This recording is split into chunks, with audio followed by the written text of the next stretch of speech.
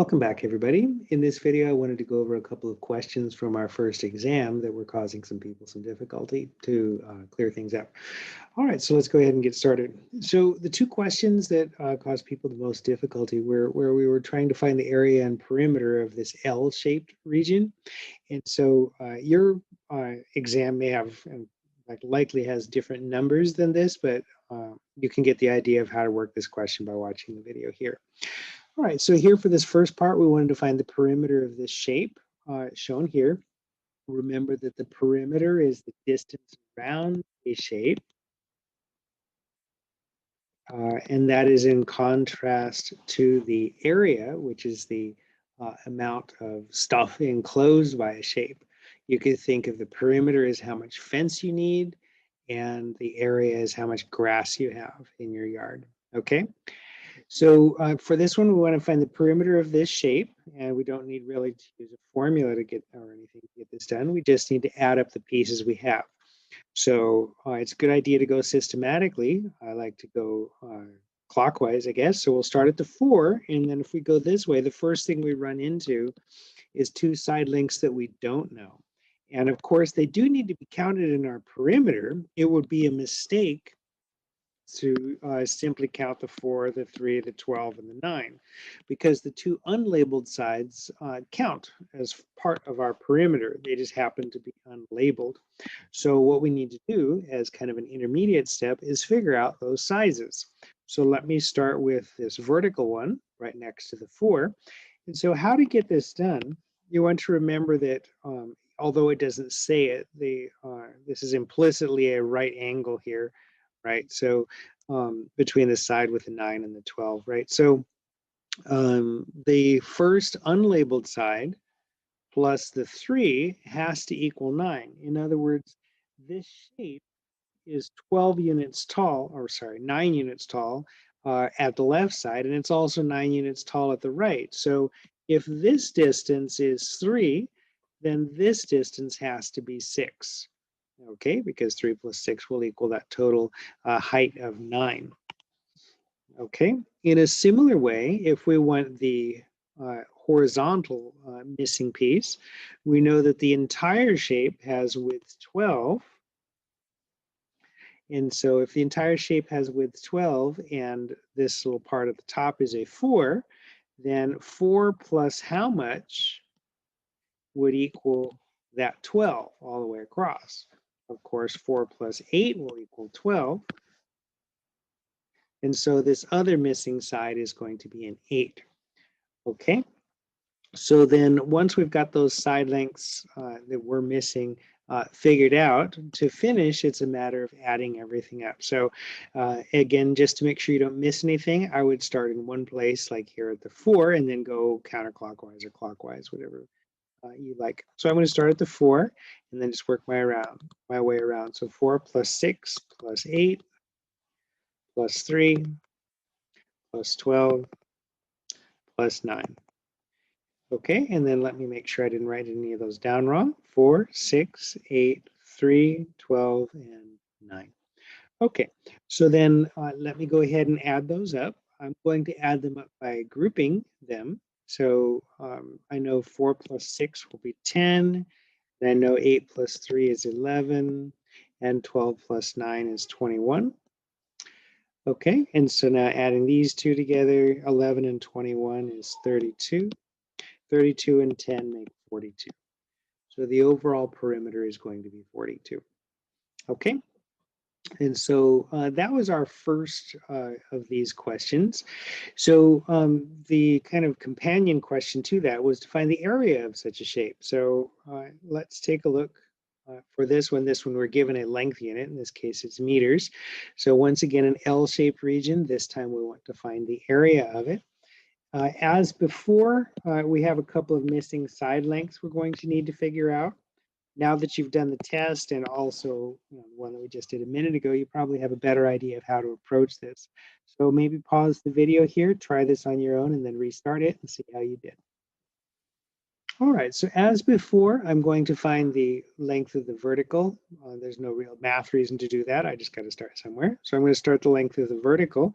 The whole shape is 8 meters tall. Over here is 3. So I need to know how much will be needed to make up the overall height of 8. And so this kind of question is 3 plus how much is 8? And 3 plus 5 is equal to 8. Okay, so that is the first missing side length. The overall shape has width 10. The length across the top is 4 meters. And so to finish that width will be a missing side length will have to be 6. Okay, so now 4 plus 6 will equal that 10, and then 5 plus 3 vertically will equal that 8. So then, as we saw a minute ago, for our perimeter, we could figure out the perimeter for this one. This one, we're trying to find the area, which is the amount of inside the shape has. And we know that the area of a rectangle is obtained by multiplying the height by the width. Okay, so what we want to do is take and divide this L shape into 2 rectangles and find that area. So there's basically 2 easy ways to divide this into a rectangle. We could cut it like this and make a 4 by 8 rectangle, 4 across and 8 in height. And then this one at the lower right, this one will be 6 in width and 3 in height. 6 by 3. Okay, so this would be one way of doing it. So 4 by 8 is 32. That is for the kind of taller rectangle. And then 6 times 3 is 18. That will be for the rectangle on the right. So adding those two together, we get 50. And then that is going to be square meters for our area. Okay, of course, this isn't the only way that we could cut this shape. Let me show you the other way that we could do it. All right, so the other way that we could do this would be, instead of making this division vertically, we could divide it horizontally across here. This will give us, again, 2 rectangles. This first one has width 4 and height 5. So that one is 4 by 5. And 4 by 5 will be 20. And then for the wider rectangle at the bottom, that is 10 in width and 3 in height. So that's 10 by 3. 10 by 3 is 30. And then adding the two, of course, we'll have 50, and then that is still square meters. All right, so we have the same answer no matter how you slice it. You could do either of those two to find the area. Okay, so remember that to find the area, you're finding the amount of inside that a shape has. To find the perimeter, you're finding the amount of outside that a shape has.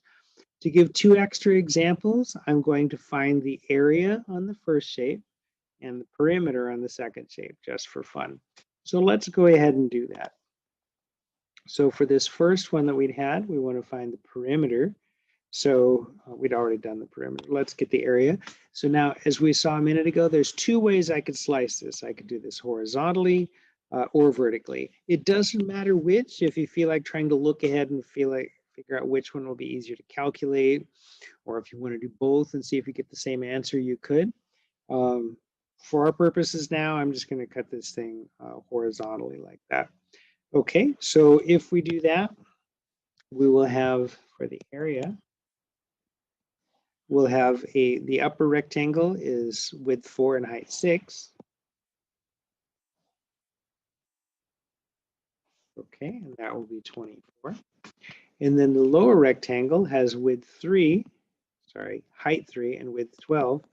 And so that is 3 by 12, 6. Okay, and so that will be 60, and then there were no units on here.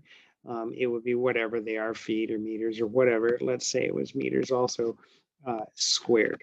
Okay, square units for area. Okay, for the second one, we wanted to find the area originally. Now, just for fun, let us go ahead and get the perimeter. To get the perimeter, we just want to start at one place and add up the side lengths going all the way around.